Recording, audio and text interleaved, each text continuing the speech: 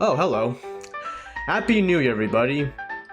It's 2026, and what better way to celebrate the new year than talking about Nyarlathotep, the crawling chaos himself, the mad, faceless god, the mighty messenger, the bringer of strange joy of Yuggoth. Who is he? What is he? And why is he so hot? Well, stop asking questions because I have the answer. Join me in this new year as I talk about Nyarlathotep.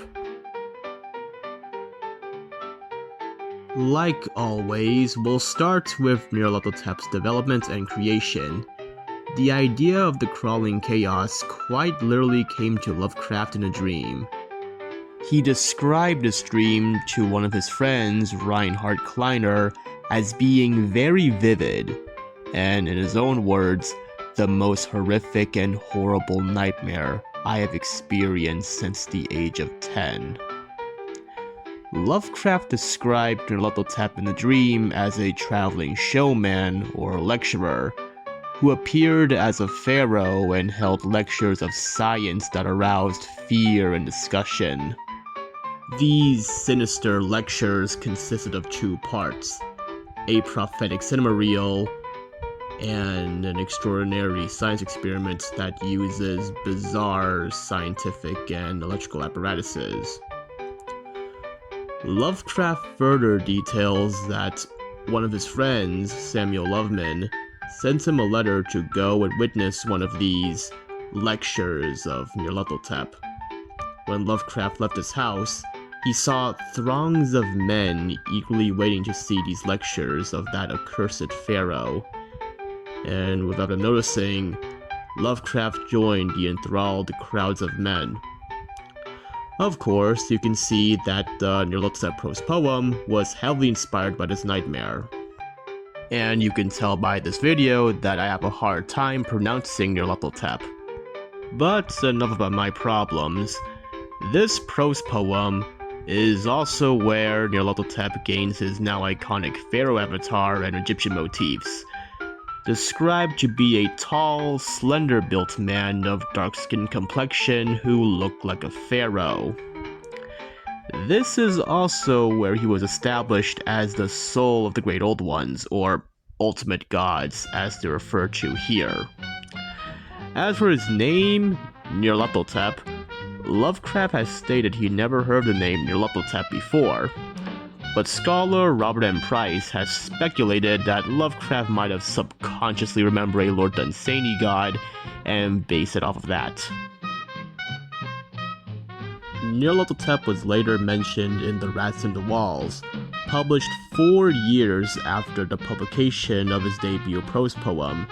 This time, Nyarlathotep was described to be the mad, faceless god, located in the center of the earth, that housed blindly to the piping of a pair of amorphous flute players. If that description sounds familiar, this was later reused for Azathoth, except replaced the center of the earth with the center of all infinity, and replaced the pair of amorphous flute players with the drummers and flute players of the void.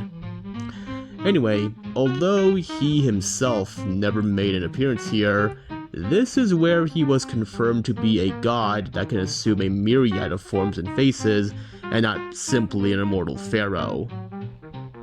This is further cemented in the post-anonymously published novella The Dream Kasavan no Gaddafi, written in 1926.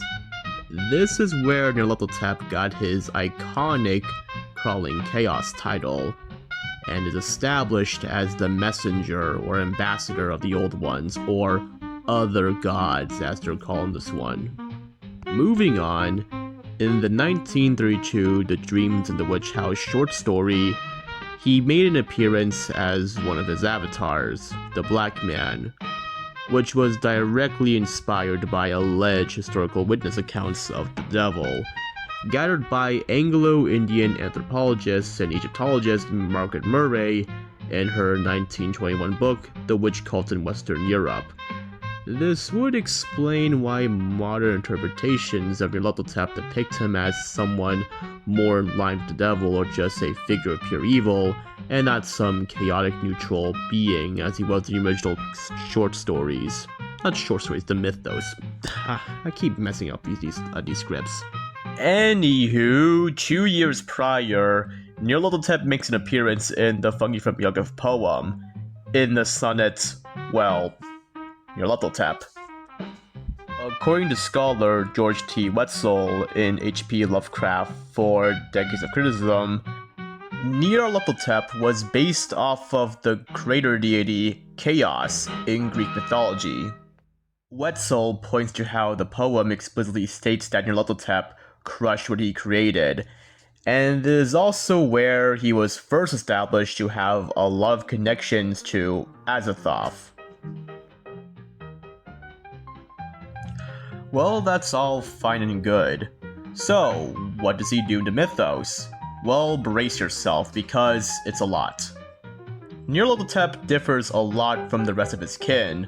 While most are dormants like Cthulhu and Nyarlathotep, or only interact with humans under very specific circumstances like Yog-Sothoth and Yig, Nyarlathotep is the only Great Old One in the original Mythos that is active and directly initiates interactions with other life, especially humans.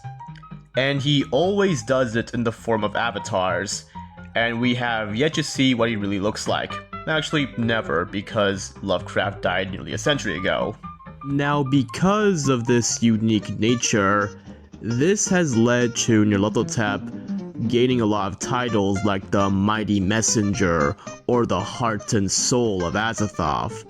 But these titles aren't literal, because you see, every Great Old One transcends all human concepts, including job titles. And spirituality is non-existent in Lovecraft's Mythos works. Meaning that Nyarlathotep's messenger title and heart and soul epitaph are more metaphorical than literal, and or that his followers misinterpret his actions. Since he actively bridges the gap between the known world and the outer voids beyond comprehension. So, in the perspective of a person in Lovecraft stories, it can lead to them perceiving or believing that Nyarlathotep is some divine messenger from the heavens unknown, here to enlighten humanity and teach us ways beyond. But of course, all of that is not true. In every appearance that Nyarlathotep makes, he always fills the villainous role. Now, it's not to say that he's evil or that he is a bad guy, because, Old Ones transcend all concepts of humanity, including good and evil. He instead is just more or less a traditional villain in the sense of Joseph Curwen is a traditional vampire. You get what I mean?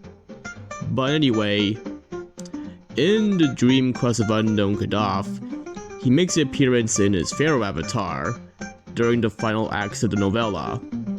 But instead of being this man of science like his debut appearance, the bringer of strange joy portrays himself as a suave deity who is the soul and messenger of the other gods, and he protects a group of forgotten earth gods called the Old Ones.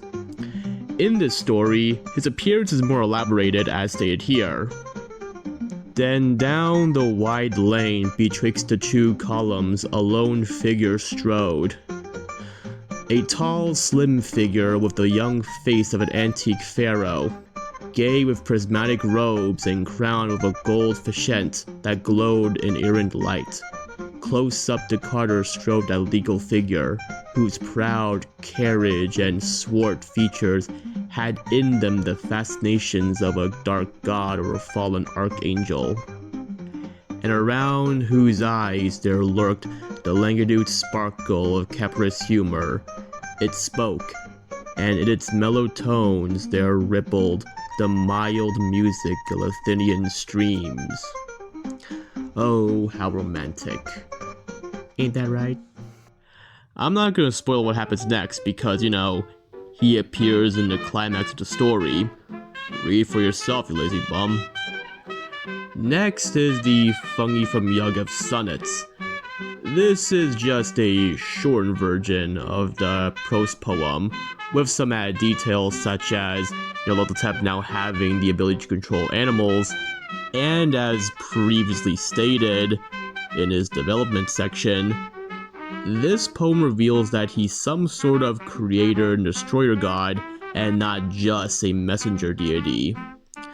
This facet of him isn't really explored that much in modern fiction, mainly because of how vague and non-linear the Fungi from Yugef was. And there's debates if Lovecraft wanted to continue and expand on this idea, or just completely dropped it, as him being a creator deity wasn't really brought up again after Fungi from Yugef, and Lovecraft is known to drop certain ideas and concepts after he wrote them simply because he didn't like them. And his stories lack canon, of course. But then again, he does love poetry, and considers it to be a superior form of literature. So I guess, make it as you will, and you have the right to disagree with the scholars, especially Wetzel, because he's rather controversial. But moving on, we then have the Dreams in the Witch House, where Nyarlathotep serves as an overarching villain and takes the form of the devil.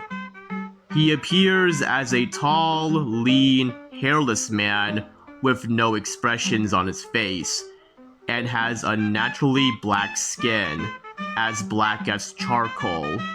He wears a formless robe and has either hooves or wears shod shoes, and sometimes in his hand is a black book of voluminous size. This large book is referred to as the Book of Azathoth, and inside are the names of his pupils, signed in blood. Well, presumably his pupils? I mean, some of them might be just victims, considering Walter Gilman's case, because his name was signed in there by Keziah Mason, and he did not want his name to be signed in there at all. So, yeah, it's kind of confusing, honestly. But anyway, despite having hundreds of names in that book, only one of these individuals was shown, that being Keziah Mason, or Nihab. And she has a little familiar, Brown Jenkin, a disgusting rat-human thing. I would cover these two in a separate video because they deserve their own video, and they're the main villains of the Dreams in the Witch House. Just like in Fungi from Yugef, Nyarlathotep was stated to be the messenger of Azathoth. Just Azathoth, not, ultimate gods, old ones, or other gods. Whatever the f*** they're called. And finally, we have The Haunter of the Dark, published in 1935, the final mythos story Lovecraft wrote before he died, and a sequel to Robert Bloch's The Shambler from the Stars. Here, Nyarlathotep serves as the primary antagonist, and takes the form of the titular Haunter of the Dark, his most terrifying avatar in the original mythos. The Haunter takes the form of an unseen, flying, corrosive, foul-smelling shadow that is presumably all-knowing, but the only visible thing is its fiery trilobed eye. In the story, it can be summoned with the use of an artifact called the Shining Trapezohedron, a red stone created by the Migo on distant Yugef. To activate it, a human sacrifice must be provided. The sacrificed must peer into the stone, and that will cause the Haunter to be drawn towards them, and kill them by any means, whether it be corrosion or scaring them to death with its terrifying form. The trapezohedron has been in the possession of many individuals across time, both human and non-human, and has been around for Yog-Sothoth knows how long, actually. Meanwhile, for the Haunter, it has been worshipped as a god by the pharaoh Nefren Ka, and later by the religious cult Starry Wisdom, founded by Enoch Bowen. The most unique part about the Haunter, compared to other avatars of Nyarlathotep, is that it has a weakness. That weakness being light. If the Haunter is exposed to any form of light, it will render it completely harmless. It will be completely invisible, and it can't even interact with anything, or harm anything. And that's about it for Nyarlathotep's role in the mythos. Now, you've already noticed that this video is significantly longer than Azathoth and Yog-Sothoth, and yes, Nyarlathotep has more information than Yagi and Azzy. But keep in mind, the Crawling Chaos only appeared in 3 stories and 2 poems, 4 stories if you count the Whisper in Darkness. Just like the rest of his kin, he's usually only mentioned and referenced. He has been mentioned in The Rats in the Walls, The Last Test, The Mound, The Whisper in Darkness, The Man of Stone, and The Shadow Out of Time. Now, I haven't even discussed his role in the Circle stories, such as his role in The Shadow from the Steeple by Robert Bloch, a sequel to The Haunter of the Dark, and the fact that he's the husband of the Hyperborean goddess Yehundiye in Clark Ashton Smith's Hyperborean cycle. But those are videos for another day. So, in conclusion, Nyarlathotep is a fan favorite for a reason. Well, I would say 2 reasons. One, because he's an interesting concept of an all-powerful being that can do whatever it wants with no repercussions. And 2, because of default. Hey, if all the other old ones have no personality or play little to no active role in any story, then we'll choose the one who even has the slightest hint of a personality. Regardless, Nyarlathotep is a cornerstone of the mythos, and although he's clearly not as popular as the Seaman, he certainly earned his place as one of the most terrifying villains in Gothic horror.